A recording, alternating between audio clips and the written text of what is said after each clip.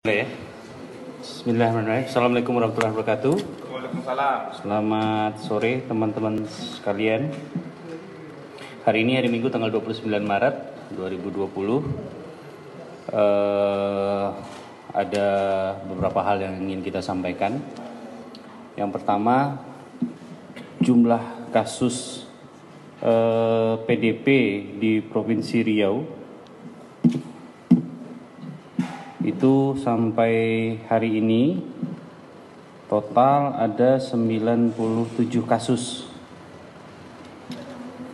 97 kasus PDP di seluruh Provinsi Riau.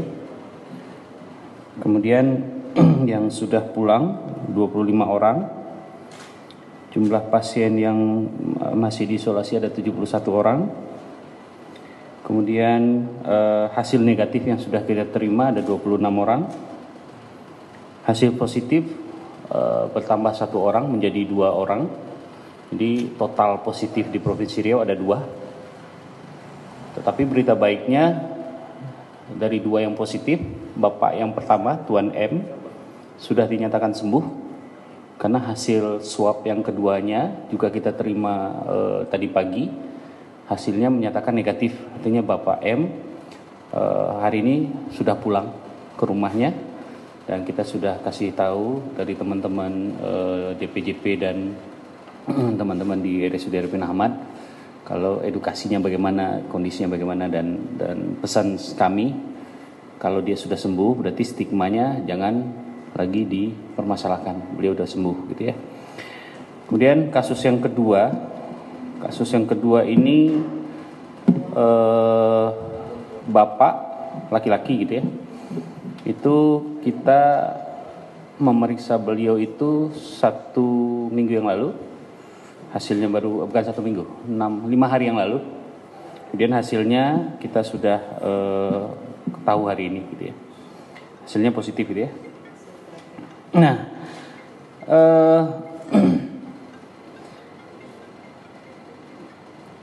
penambahan 1 kasus COVID-19 di Riau adalah namanya Tuan AH.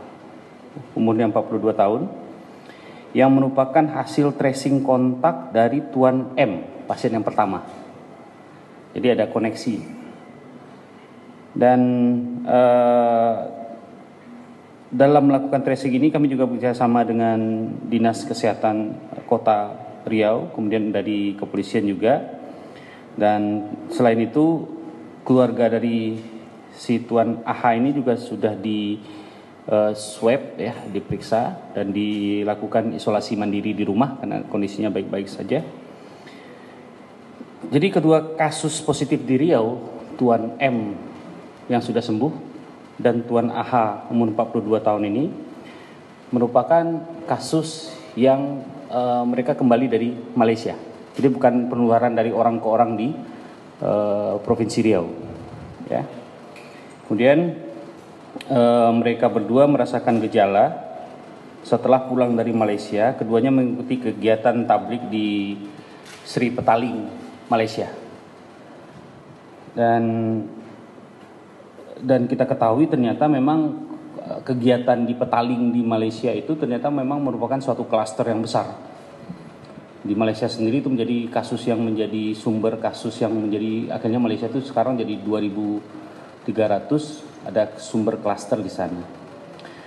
Dengan demikian kita mengharapkan supaya kalau bisa teman-teman atau yang ikut acara di Petaling secara kalau memang kita nggak tahu ya posisi mereka di mana, dengan sukarela untuk memeriksakan diri ke puskesmas atau rumah sakit setempat supaya kita bisa melakukan pemeriksaan swab. Memang dalam beberapa minggu terakhir Dinas Kesehatan Provinsi dan Kota sudah melakukan surveillance ke beberapa orang yang ikut acara di Petaling tersebut. Dilakukan surveillance dan diperiksa. Cuman yang hasil yang kita dapat ini memang positif 2 gitu ya, 2 orang positif gitu ya. Kemudian ada beberapa hal yang juga kami jelaskan. Ada beberapa pertanyaan, kenapa ODP di Provinsi Riau ini tinggi sekali, ribuan gitu ya, dibandingkan provinsi yang lain. Nah, penambahan ODP kita ini terkait dengan kepulangan TKI. Kepulangan TKI yang jumlahnya ribuan dari Malaysia, dan kita tahu Malaysia negara terjangkit dengan jumlah kasusnya lebih banyak dibandingkan Indonesia, sehingga TKI yang pulang itu kita jadikan ODP supaya kita bisa memantau dan memeriksa mereka, saudara-saudara kita tersebut, sehingga kita bisa memastikan kalau seandainya mereka nanti terpapar oleh COVID-19, kita bisa melakukan isolasi atau memberikan arahan bagaimana mengisolasi diri sendiri. Ya. Kemudian terkait apa yang sudah dilakukan oleh pemerintah provinsi, yang jelas mungkin dalam beberapa hari ke depan Rumah Sakit Madani, kemudian Rumah Sakit Jiwa Tampan sudah bisa difungsikan untuk menerima pasien-pasien COVID-19. Tapi sementara itu memang tetap 47 rumah sakit, 45 atau 47 ya? 45 rumah sakit di seluruh Provinsi Riau siap dan sudah menyediakan ruang isolasi. Dan kita sudah juga mengetahui teman-teman kita di kabupaten kota seluruh Riau sudah menyediakan rumah sakit umumnya ruangan isolasi yang menurut hemat kami sudah cukup ya untuk menampung kondisi sekarang. Artinya ada beberapa rumah sakit yang awalnya 2, sekarang sudah meningkatkan kapasitasnya jadi 10 atau ada jadi 14 ya. Mereka sudah memberikan rencana-rencana yang baik, sehingga ke depan kalau terjadi sesuatu hal eskalasi yang luar biasa, pemerintah provinsi siap. Artinya hal-hal seperti ini sebenarnya dari beberapa minggu yang lalu kita sudah lakukan bersama-sama dengan Dinas Kesehatan dan RSUD Arifin Ahmad. Kita juga mensupervisi beberapa rumah sakit yang akan dijadikan rujukan kita seandainya terjadi eskalasi yang meningkat dari kasus COVID-19 di Provinsi Riau. Yang terakhir dari saya, pada para masyarakat tetap tenang. Yang paling penting lakukan pembatasan sosial dan pembatasan fisik atau physical dan social distancing. Ini harus dipatuhi dengan baik. Kita berharap jangan nambah lagi. Kalau bisa tetap 2. Tapi bukan 2 artinya semu gitu ya. Kita tetap harus memastikan kita memeriksa semua orang, PDP kita rawat. Tetapi ini bisa kita jaga dengan bagaimana teman-teman dan masyarakat melakukan social distancing yang baik, pembatasan fisik dan sosial yang jangan lagi berkumpul kalau memang tidak diperlukan. Himbauan dari MUI juga jelas menyatakan untuk sholat itu di rumah saja. Sholat Jumat pun diganti dengan sholat zuhur, karena memang kalau dengan kondisi wabah seperti ini memang sebaiknya kita tidak melakukan kegiatan-kegiatan yang bersifat mengumpulkan orang banyak.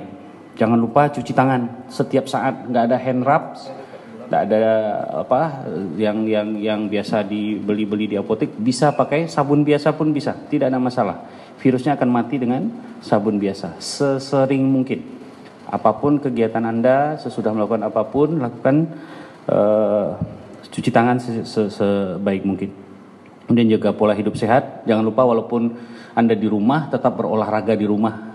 Karena dengan olahraga sistem imunitas kita akan baik dibandingkan orang tidak olahraga. Karena dengan olahraga ada namanya stres oksidatif. Stres oksidatif itu akan menurun. Kalau stres oksidatif menurun, endorfinnya membaik, daya tahan kita akan sangat baik. Tapi kalau kita cuma tidur, diam, duduk di rumah itu nggak ada kegiatan, itu juga tidak dianjurkan. Minimal sekali 20 menit lakukan kegiatan aerobik yang ringan. Jalan sekeliling rumah, atau kalau ada sepeda statis silakan, atau kegiatan-kegiatan yang bersifat mengeluarkan energi yang banyak gitu ya. Kemudian makan yang teratur. Kemudian yang paling penting juga tetap berdoa. Insya Allah kita akan bisa melewati semua ini dengan baik, dengan kerjasama, tidak saling menyalahkan, saling ke depan, saling bahu-membahu. Apa yang bisa kita lakukan minimal. Yang kalau paling gampang Anda lakukan, Anda jangan keluar rumah. Itu sudah sangat membantu. Dukung kami petugas kesehatan, garda terdepan, lini terdepan. Jangan kasih stigma, hargai. Kemudian berikan motivasi dan dorongan kepada teman-teman perawat kita yang setiap hari 24 jam di ruang isolasi. Dokter-dokter, petugas gizi, cleaning service, security yang menjaga semua ruang isolasi di Provinsi Riau. Bukan cuma di RSUD, semua rumah sakit swasta pun juga melakukan hal yang sama. Kita juga berterima kasih kepada mereka dan semoga kita selalu sehat, Insya Allah kita bersama bisa melewati ini. Dan jangan lupa kita selalu berdoa, kita dijauhkan dari wabah ini. Hanya Allah yang bisa menolong kita. Demikian dari saya. Assalamualaikum warahmatullahi wabarakatuh.